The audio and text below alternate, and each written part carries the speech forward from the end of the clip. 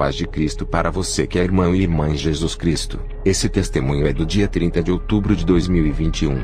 Me senti impulsionado pelo Espírito Santo de Deus a escrever esse testemunho. Vivemos atualmente em uma época onde o pecado vem aumentando grandemente, e nós estamos sendo tentados e estamos caindo em pecado, porque estamos dando ouvidos a falsos ensinos e estamos na idolatria do mundo. Devemos buscar mudanças de comportamento e mentalidade. Jesus trata o pecado no seu cerne, ou seja, na sua raiz. Existem 4 razões principais para o pecado. Uma delas é Satanás, onde os espíritos imundos tentam pela opressão e possessão. Quando recebemos Jesus, Satanás perde a autoridade para tentar. A segunda razão principal do pecado é o desejo da carne, ou seja, a inclinação natural para pecar, para viver somente para os desejos do corpo físico. Através da oração para Deus, se vence os desejos da carne. A terceira razão para o pecado é o mundo, ou seja, as coisas pertencentes a esse sistema atual que fazem parte da cultura e estão imbuídos de imoralidade, idolatria, violência, malícia e maldade. O relacionamento com Jesus através da fé nele nos faz vencer o mundo. A quarta razão para o pecado é o ego humano, onde o nosso ego é muito maior que nós mesmos. O ego é vencido pelo relacionamento com Jesus, onde as experiências com Deus nessa vida fazem a nossa vaidade ser cortada até morrer. O relacionamento com Jesus nos faz vencer o pecado. Cada um deve buscar andar com Jesus, pois a salvação é individual, ou seja, para cada um. E isso mostra que a responsabilidade é de cada pessoa. Nosso papel de evangelização é sermos testemunhas vivas do Evangelho de Jesus. Jesus trata o pecado na raiz. Esse processo de reconhecimento de pecados e das causas do pecado é árduo, pois somos abatidos e vemos quem realmente somos e perdemos as ilusões que nos foram ensinadas pelos líderes religiosos, que são falsos profetas em boa parte do número deles. Uma vez que o pecado é tratado na raiz, passamos a ser vencedores. A noiva de Jesus é a composição dos vencedores, ou seja, daqueles que se deixaram ser aperfeiçoados pelo Espírito Santo. O vencedor ama a Deus acima de tudo, e ama o próximo como a ti mesmo. A porta da salvação é estreita, ou seja, é um caminho sem desvios para a direita e nem esquerda. É um caminho que esmaga o ego até matá-lo, e poucos são os que entram por ela, porque poucos estão dispostos a suportar a dor da morte de seus egos. Todas as certezas humanas em suas próprias capacidades físicas, mentais e religiosas são esmagadas diante do poder do Cordeiro de Deus.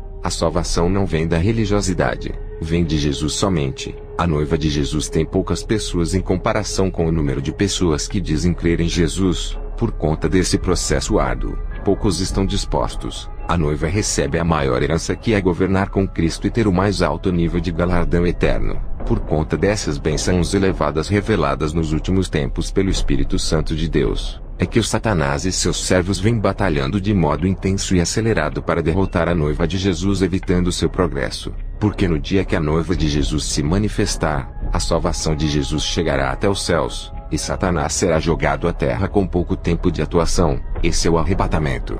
O arrebatamento é para a noiva de Jesus, e não para os cristãos meramente religiosos. E ouvi uma grande voz no céu que dizia: agora é chegada a salvação e a força, e o reino do nosso Deus e o poder do seu Cristo, porque já o acusador de nossos irmãos é derrubado, o qual diante do nosso Deus os acusava de dia e de noite. E eles o venceram pelo sangue do Cordeiro e pela palavra do seu testemunho, e não amaram as suas vidas até a morte. Por isso alegrai-vos, ó céus, e vós que neles habitais. Ai dos que habitam na terra e no mar, porque o diabo desceu a vós, e tem grande ira, sabendo que já tem pouco tempo. Apocalipse 12, 10-12. Os nicolaítas, os quais têm obras e ideias que Deus detesta, são os adoradores do anticristo. Os judeus, que são a sinagoga de Satanás, são os bilionários do mundo e os servos do anticristo nos mais altos cargos da sociedade humana. São eles que chamam o errado de certo, e chamam o certo de errado. Eles propagam a idolatria, maldade, imoralidade sexual, violência e malícia.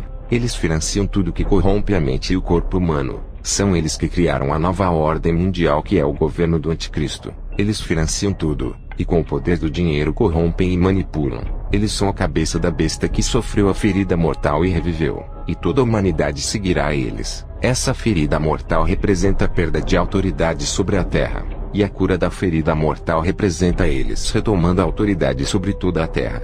O anticristo já está entre nós, e espera ser manifestado. Ele surgirá no meio de 10 lideranças, derrubando 3 delas. Essas 10 lideranças surgirão da região do antigo Império Romano. Essa região será a primeira a se entregar para a nova ordem mundial, e se tornará o instrumento para o domínio mundial do Anticristo. Potências cairão para ressurgir a nova ordem mundial. São elas quem cairão: Estados Unidos, Rússia e China. Os árabes também cairão. Essa queda se dará na guerra de Gog e Magog em Ezequiel 38 e 39. A pandemia da Covid-19 inaugurou um novo tempo. Foi um ensaio da besta. Deus vem despertando os seus nesses tempos. Essa pandemia também foi um marco onde mostrou que o tempo abreviou e onde as coisas avançaram rapidamente. Alguns anjos que guardavam a terra recuaram para dar avanço a esse trabalho satânico.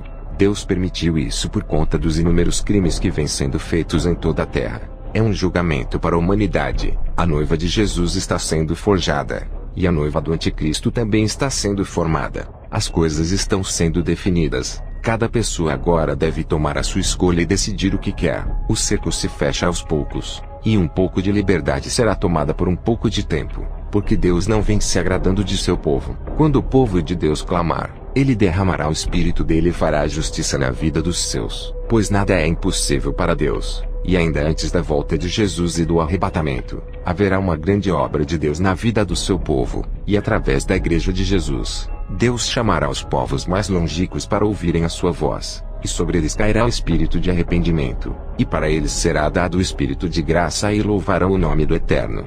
Antes do juízo, virá a misericórdia de Deus sobre a humanidade. Será a última chamada. Se aqueles que ouvem a voz de Deus mas a rejeitam e continuam em seus pecados, virá juízo. A mensagem do arrependimento correrá por toda a terra antes do julgamento.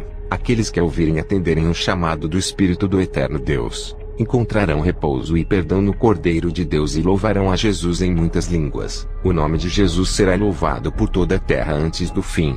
Deus fará isso no tempo dele. No tempo atual somos chamados ao arrependimento e ao avivamento pessoal. Que a paz do Senhor Jesus repouse sobre vocês, e que o Evangelho de Jesus seja testemunhado em vocês.